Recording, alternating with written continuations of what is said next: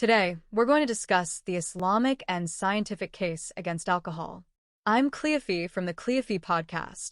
Let's move on to the deep dive, but as always, don't forget to like and subscribe to help spread the word. Also, if you like to contribute to our dawah, spreading Islam all over the globe, mission, then hit the join and thanks buttons. Now, Jack and Wilson, we'd love to hear your deep dive. Welcome back to the Deep Dive. Today we're tackling, well, one of the most comprehensive source stacks we've seen. It's titled The Islamic and Scientific Case Against Alcohol. Yeah, it's definitely multi-layered. It pulls evidence from theology, criminology, clinical medicine, quite the mix. It really is. And it builds this, well, unified case against alcohol consumption. That's right. So our mission today is to unpack this material, neutrally, of course. We're focusing on how the sources strategically link these different fields together. The structure itself is basically the argument, isn't it? Exactly. It starts with the immediate effect, on the brain. Then it connects that straight to social consequences like crime stats. Then brings in the religious angle, Qur'an, Hadith, even the Bible. And finishes with this really extensive list of diseases. It's quite a progression. A very deliberate journey, it seems, designed to link the substance to a kind of total breakdown, personal, moral, physical. So for you listening, we're going to follow that exact structure. Okay, let's unpack this. And like the source material, we have to start right with the brain. The core claim revolves around something called an inhibitory center in the mind. What exactly is that, according to the source? And why is inhibiting it the trigger for everything else? Right. So the inhibitory center, as the source defines it, is basically the brain's mechanism that stops us from acting against social norms. Basic decency. Like a brake pedal. Exactly, a cognitive brake pedal. The material gives some pretty clear examples. It stops you from, say, yelling abuse at your parents or relieving yourself in public instead of finding a restroom. Keeps things orderly. It maintains social decorum, yeah. Okay, so if that's our self-control center, how does alcohol mess with it? What's the mechanism? Well, this is the key point in the source. Alcohol inhibits the inhibitory center. It essentially turns it off. It doesn't stimulate. It suppresses that control. So it's disabling the brakes. Precisely. And once that brake pedal is off, the person might start showing all those signs we associate with being drunk, foul language, stumbling, poor coordination, bad decisions. And the source gets quite specific, even mentioning urinating in their clothes. Yes, it mentions that specifically. It's showing that immediate neurological effect leads to a breakdown in basic social functioning. And that, the source argues, sets the stage for much bigger problems. And that neurological slip, losing inhibition, it translates almost immediately into some really serious social issues, according to the crime data the source cites. Right. The argument links that loss of control directly to violent crime. Can you detail the stats? They're specific and, frankly, quite controversial figures, so we need to be clear we're reporting what the source claims. Absolutely. Clarity is key here. The material references the 2014 National Crime Victimization Survey from the U.S. Department of Justice. Okay. And it pulls out a figure of an average of 2,318 rapes happening daily back then. Daily? Wow. Yeah. And the critical point cited is that the majority of the perpetrators were reportedly intoxicated during the act. The argument is that the substance removes the barrier, that inhibition, that would normally stop such an extreme act. And the source uses that same mechanism, the loss of inhibition, to explain breaches of other major social taboos, right? The statistic about incest was particularly jarring. It was. The material claims 8% of Americans commit incest. That's roughly 1 in 12 or 13 people. And it stresses that in almost all recorded cases, one or both parties involved were intoxicated. So it's drawing a direct line from the chemical effect on the brain to the collapse of fundamental moral boundaries. That's exactly the connection the source makes. It doesn't shy away from it. In fact, it uses these crime numbers as a bridge almost to introduce the theological judgment. Which are incredibly stark, especially in the Hadith passage cited. Yes, it quotes the prophet, peace be upon him, saying, "Alcohol is the mother of all evils, the greatest of major sins," and then it connects it directly. Whoever drinks it may end up committing incest with his mother, his maternal aunt, and his paternal aunt. So the theological view is presented as anticipating or mirroring the worst outcome seen in the crime data.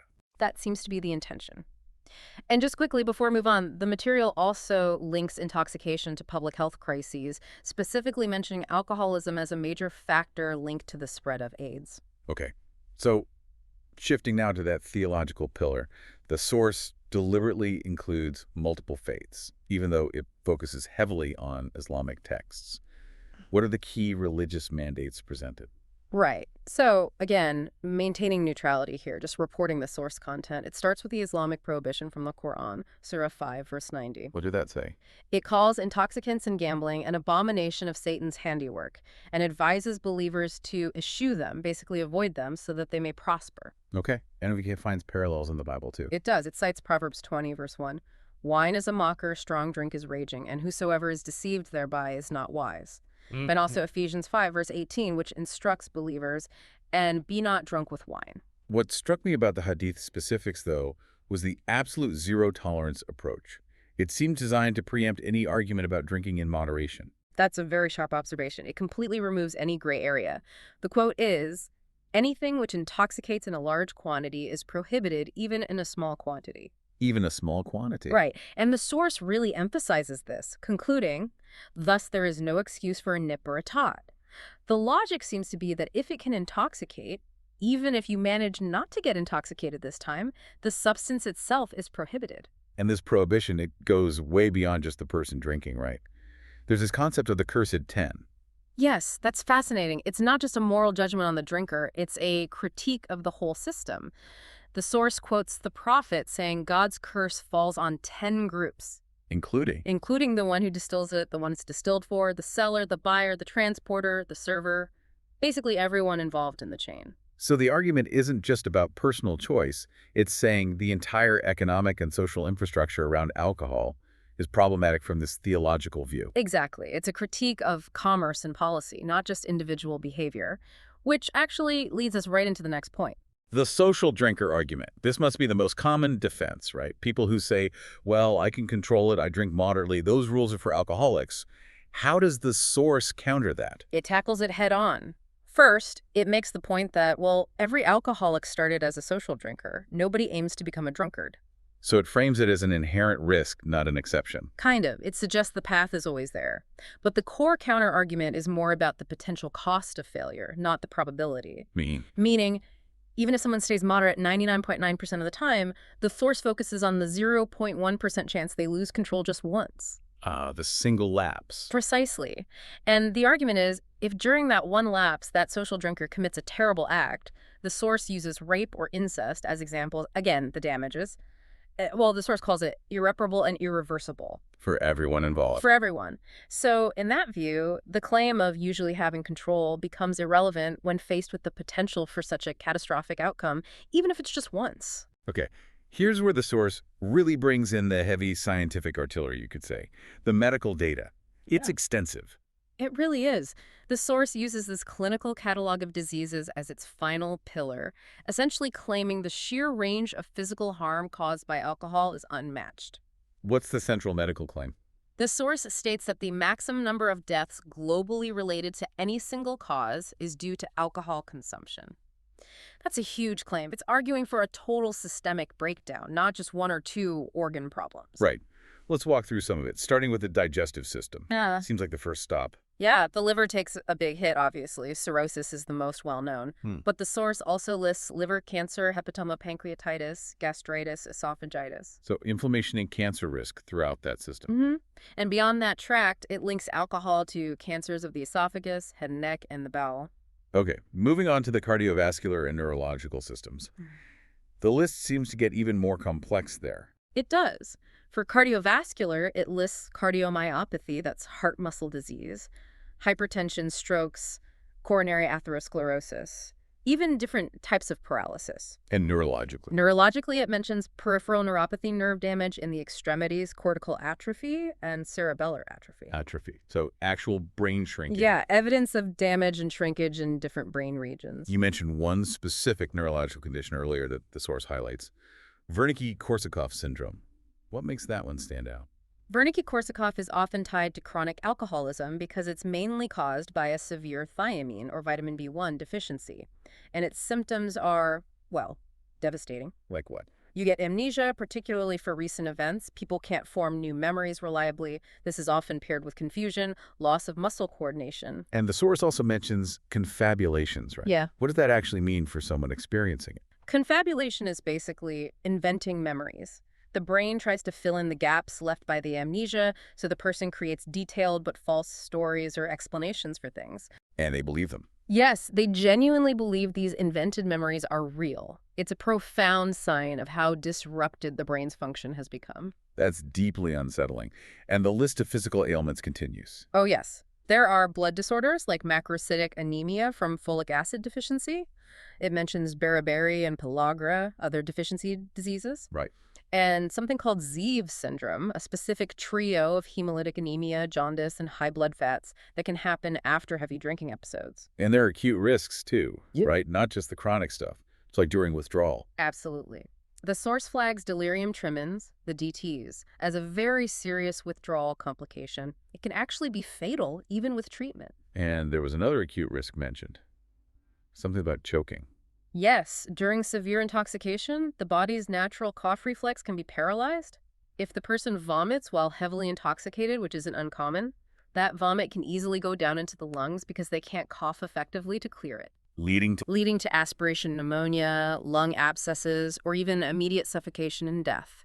A simple reflex failure becomes life-threatening. The source also points out specific groups are more vulnerable.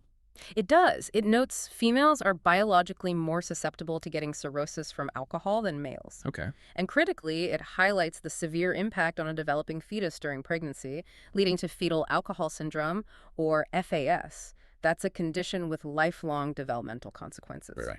Which brings us to the final and perhaps most provocative part of the source's argument, the definitional debate. Mm-hmm.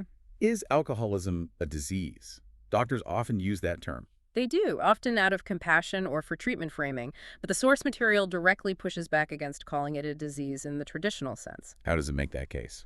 It lists characteristics it claims make alcoholism unique compared to, say, illnesses caused by germs or genes. It's really making a social and policy critique here. Pointing out the contradictions, like how can we call it a disease like diabetes or cancer when Exactly. When it's sold in bottles, advertised everywhere, has licensed shops specifically to distribute it, generates tax revenue for the government, while also causing, as the source claims, violent deaths, destroying families, increasing crime. Right. And the source concludes that list by saying, critically, it has no germs or viral cause. It's challenging the label by highlighting the entire societal and commercial structure that supports and profits from it, which isn't true for, say, influenza. So all this leads to the source's final, unambiguous conclusion statement. Yes. After laying out all the neurological, social, theological, and medical arguments, the material states it very plainly. Alcoholism is not a disease. It is Satan's handiwork. Wow. Okay. That brings our deep dive to a close. Yeah. So just to summarize the journey for you, the listener, you've now seen this framework that deliberately connects a specific neurological effect, inhibiting the brain's control center directly to massive social consequences, backed by crime statistics. This argument is then bolstered by extensive medical data, citing specific, often fatal conditions like Wernicke-Korsakoff, cirrhosis, various cancers, and reinforced by strict theological mandates from multiple faiths, demanding essentially zero tolerance, no nippertot. And it really does raise a challenging question, doesn't it? If you accept the source's point that alcohol is unique in how society markets, licenses, and profits from it, unlike other diseases, what does that imply about our collective responsibility for the consequences, regardless of whether you label it primarily a medical issue or, as the source does, an evil? Yeah, that's a heavy implication. And maybe a final thought to leave you with. The source repeatedly argues that the damage from just one instance of intoxication, one loss of control, like those linked to the crime stats, is irreparable and irreversible. How much does our current public policy, our social safety net, really grapple with the potential lifetime cost of that single lapse? Something to think about until our next deep dive. Thank you for joining us for today's podcast. I hope you've gained some valuable insights. If you're a truth seeker, yearning for divine light and ready to step out of darkness, now is your moment. The truth is that Allah is the one and only creator of the universe. He has sent over 124,000 messengers and prophets to guide humanity, starting with Adam and culminating with the final messenger, Prophet Muhammad, peace be upon them all. If you resonate with this message, you might be ready to embrace Islam. Simply recite the Shahada, the Islamic declaration of faith. For further support, feel free to join our WhatsApp group. You can send us a private message there. The link is in the video description. Don't wait until it's too late. We look forward to connecting with you soon.